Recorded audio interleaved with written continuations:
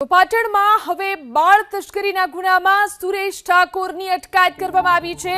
એસઓજીએ હવે બાળ તસ્કરીના ગુનામાં સુરેશ ઠાકોરના રિમાન્ડ મેળવ્યા। સુરેશ ઠાકોરના 5 દિવસના રિમાન્ડ કોર્ટે મંજૂર કર્યા છે।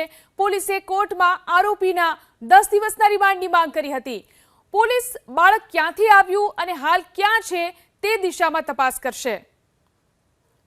પાટણ જિલ્લાના અંદર જે બાળક વેચાણને લઈને બી ડિવિઝન પોલીસ સ્ટેશન ખાતે ફરિયાદ નોંધાવી હતી। આપ દ્રશ્યમાં જોઈ રહ્યા છો, દ્રશ્ય છે પાટણ એસઓજી પોલીસ સ્ટેશનના દ્રશ્યો છે। એટલે ફરિયાદના અંદર સુરેશ ઠાકોર નામના વ્યક્તિ પર ફરિયાદ નોંધાવીને ત્યારબાદ કોર્ટમાંથી તે આરોપીને લાવીને પોલીસે તેની કસ્ટડીમાં લીધો હતો અને 24 કલાક બાદ પાટણ કોર્ટના અંદર સુરેશ ઠાકોરને રજૂ કરવામાં આવ્યો। એટલે કહી શકાય કે જે રીતના બાળક વેચાણનો જે મુદ્દો છે તેને લઈને પોલીસ છે તે દિશાઓમાં તપાસ તો કરી રહી છે, સાથે 24 કલાક પૂર્ણ થતાં કોર્ટમાં જે રજૂ કર્યો હતો ત્યારે સરકારી વકીલ તેમજ પાટણ પોલીસ દ્વારા 10 દિવસની રિમાન્ડની માગણી કરવામાં આવી હતી। ત્યારે કોર્ટ દ્વારા તમામની દલીલો સાંભળ્યા બાદ આજે કોર્ટે 5 દિવસના રિમાન્ડ મંજૂર કરે છે। એટલે કહી શકાય કે જે રીતના બાળ તસ્કરીનો જે મામલો છે તેને લઈને પોલીસે 5 દિવસના રિમાન્ડ માંગ્યા છે અને રિમાન્ડના અંદર જે સુરેશ ઠાકોરને છે તેને તપાસ કરવામાં આવશે। એટલે કહી શકાય મહત્વની તપાસ એ છે કે જે સુરેશ ઠાકોર દ્વારા જે બાળક લાવવામાં આવ્યું હતું તે બાળક ક્યાંથી લાવવામાં આવ્યું હતું, બાળક પાટણમાં આપ્યા બાદ પછી બાળક પરત લઈ ગયો હતો, તે બાળક અત્યારે ક્યાં છે તે દિશામાં પોલીસ છે તે તપાસ કરશે। એટલે કહી શકાય કે 5 દિવસ હજી સુધી ફરિયાદ ના થયા છે।